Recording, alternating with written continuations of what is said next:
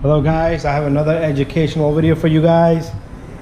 Here we're looking at tie rods. This is inner tie rod, this is inner tie rod, and this is outer tie rod, right? So I have two inner and one outer. This came off a Subaru Forester, and the tie rods was bad, and if you move the tire like that, the tire had a play in it, and the customer requested to change all the tire rod. I have one more laying around over there, but just wanted to show you. So this is the brand that I used.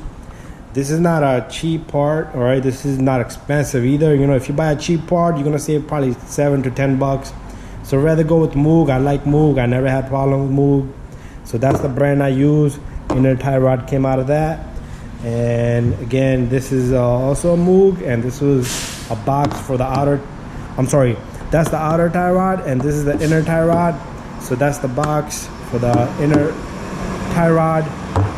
And if you have play in your tie rods, and your tires are wearing out and they can't do alignment, that's pretty much you have bad tie rods. It could be ball joints and control them, it could be a lot of other things, but if you have bad tie rods, let me show you a bad tie rod. All right, you're not gonna feel the play on in this one because it's not on the car no more, but this, you can see this is dead, right? This tie rod is pretty much completely, you know, gone. This one was okay. Let's say, let's compare, you know, this one is still stiff, you know, it's still hard to move around. That's the joint for the tie rod. All right, this is what turns the tires in and out. It's one on each side like that, and in the middle it has a rack and pinion. But as you can see, this tie rod is pretty much done. All right, it's all too weak. All right, it had a play in it. And so we changed all 4 tie rods.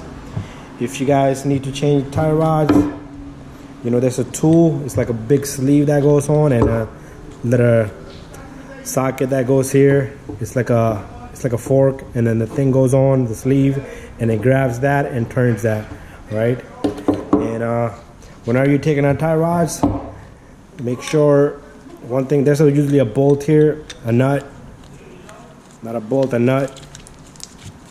But whenever you're taking out the tie rods, make sure you count. Like this is 1, 2, 3, 4, 5, 6.